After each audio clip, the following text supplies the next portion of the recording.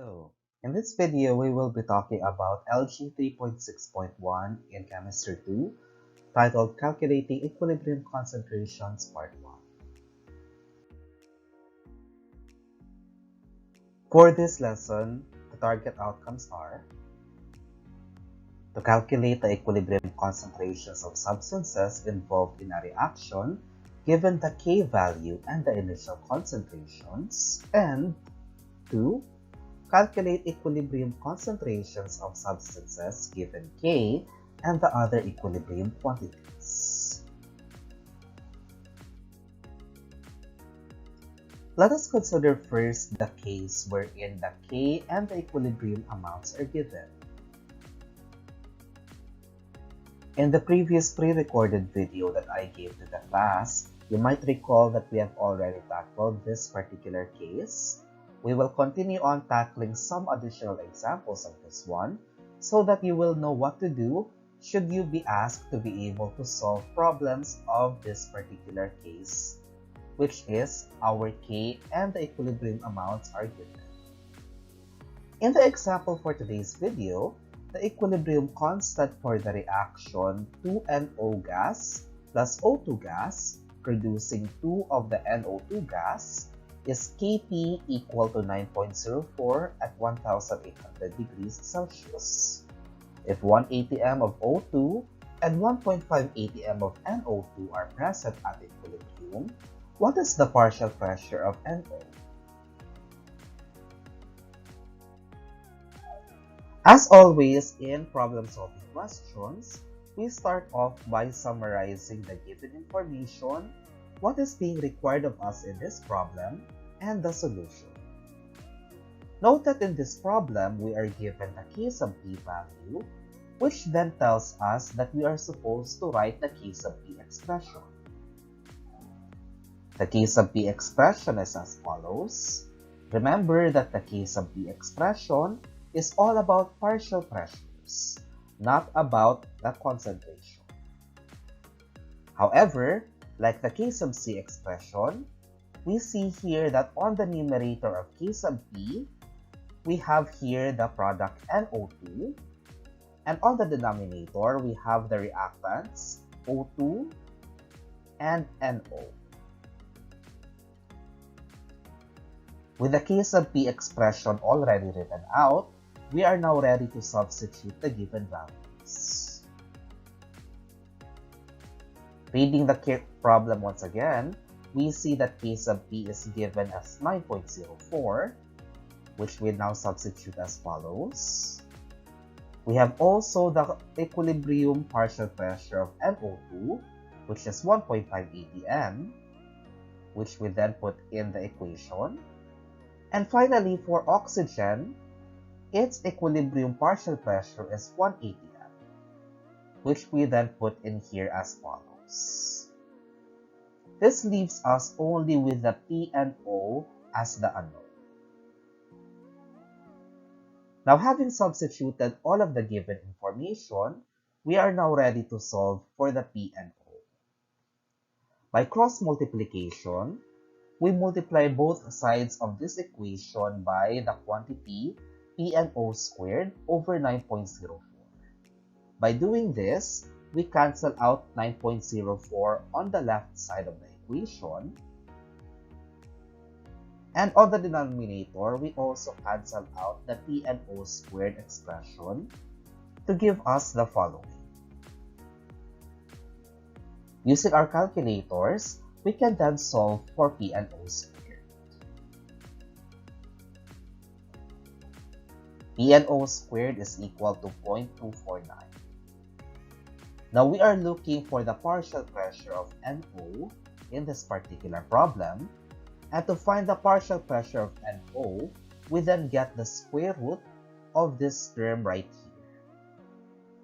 Getting our calculators then, and getting the square root of both sides, we then get the P and O equal to the square root of 0.249. And this is found to be equal to the partial pressure of NO is now equal to 0.5 atm. To summarize what we do in case 1, we have the following summary box. First thing we need to do in such problems is to write the key expression. Second step will be to substitute the given values in the problem. And step 3 then is to compute what is being required of us. With this in mind, kindly go to the formative assessment given to you the last time that we had our asynchronous session and answer numbers 3 and 4 of the formative assessment.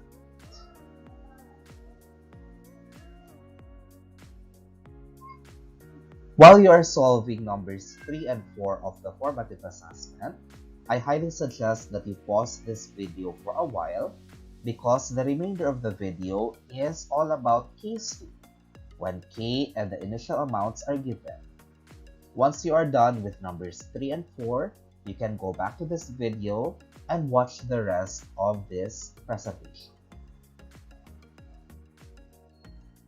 To illustrate what case 2 is all about, let's consider the following example. At a certain temperature, K sub C is 0.141 for the equation 2BrCl gas, producing Br2 gas and Cl2 gas. If 0.02 molar of CO and 0.03 molar of Cl2 are initially present, what is the concentration of Br2 at equilibrium?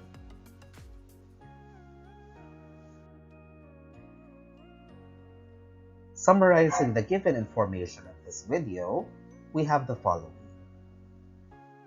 Take note that unlike the example 1 that we tackled earlier in this video, we are now given, instead of the equilibrium amounts, we now have the initial amounts that we start off with for the BrCl and the Cl2. From all of these, we're asked to calculate the equilibrium concentration of Br2. How do we go about this one? The first step is to be able to fill out the so-called ICE table. The ICE table shows the balanced equation and what we know about the reaction. In the ICE table, we fill in the following quantities. I stands for the initial quantities of the reactant and products. These quantities should be either in concentration or partial pressures. C represents the change in these quantities during the reaction. And E refers to the equilibrium quantities, wherein E is equal to the I plus the C.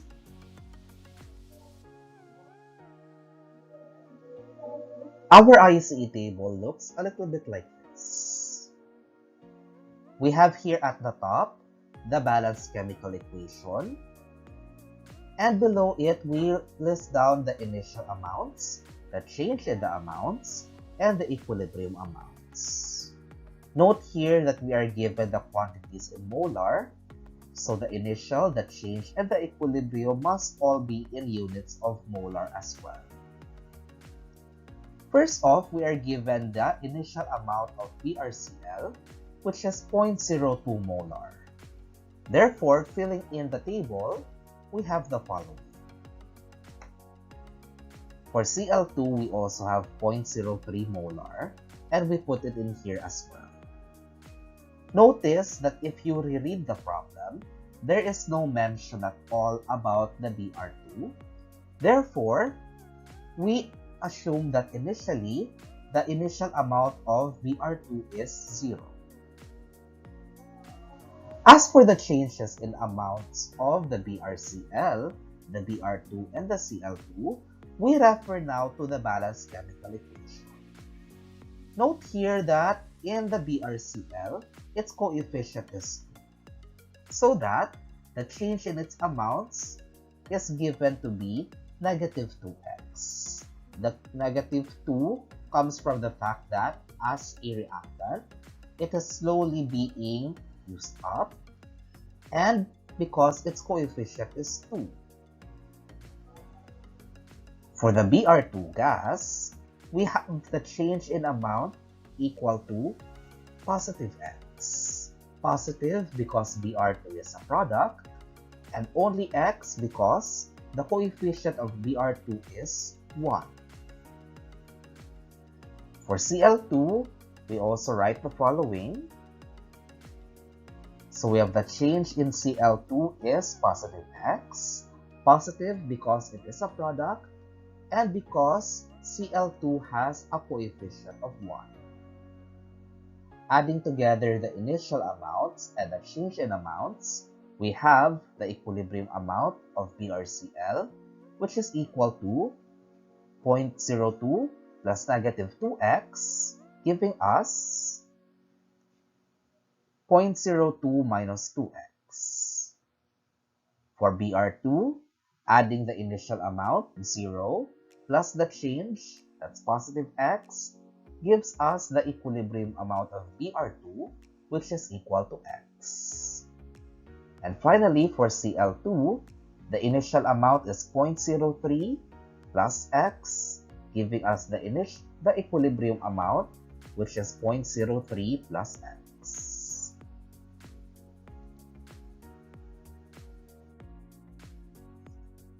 With the ICE table already filled out, we can now proceed to the step 2, which is writing the equilibrium constant. From the problem, we are given the K sub C value, which is 0.141. This tells us that we need to write the K sub C expression. Remembering that K sub C is all about concentration, we have K sub C as the following. With this already written out, we are now ready to substitute the equilibrium concentrations of the Br2, the Cl2, and the BrCl. For these, we refer to the ICE table, specifically the equilibrium values. For Br2, for example, from the ICE table, its equilibrium value is x. Therefore, substituting here, we have Br2 at equilibrium is equal to x. For Cl2, its equilibrium value is 0.3 plus x. So we substitute it here. And finally, for BrCl, its equilibrium concentration based on the ICE table is 0.02 minus 2x, which we then put in here. Finally, the K sub C value is also given to us, which is 0.141, so we put it in here as well. Step 3 is to solve for the x. In order for us to solve for the x, we have to first simplify the numerator and the denominator as well on the right-hand side of this expression. Simplifying the numerator, we can distribute the x inside the parentheses so that we now have 0.03x plus x squared. As for the denominator, we can expand this expression to give us 0.0004 minus 0.08x plus 4x squared. Now, it's easier to solve for the x if we don't have any denominators, so we then do cross multiplication. Multiplying both sides of this expression by the denominator, we are now left with the following. Simplifying this expression now, we distribute inside the parentheses the 0.141 so that 0.141 times 0.0004 gives us 5.64 times 10 to the negative 5.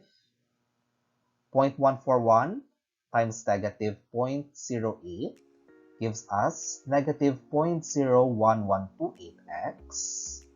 And finally, 0.141 times 4x squared gives us 0.564x squared. Now, having simplified the left-hand side, we can further simplify this by transposing the right-hand side terms to the left.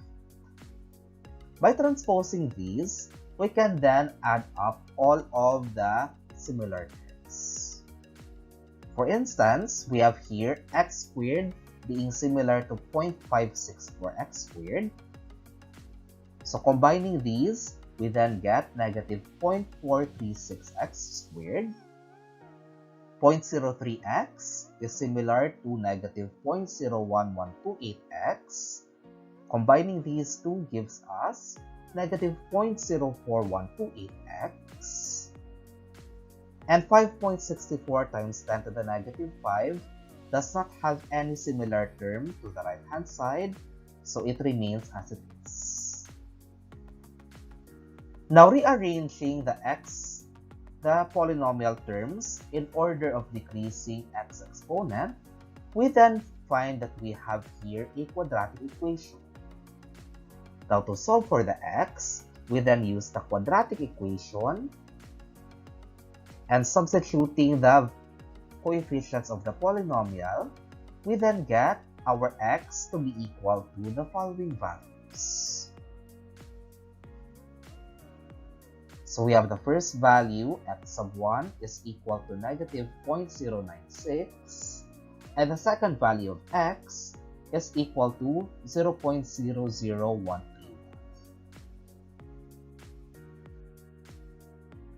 The last step for case 2 is to compute what is being required in the problem. In the problem here, we are asked to calculate the equilibrium concentration of BR2. Now, taking note from our ICE table that at equilibrium, BR2 is equal to x. So BR2 then must have a value either equal to x sub 1 or equal to x sub 2.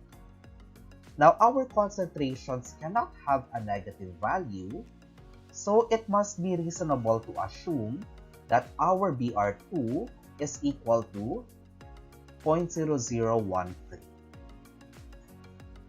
Therefore, from the ICE table, since BR2 at equilibrium is equal to x, the concentration of BR2 at equilibrium must be equal to 0.0013 molar.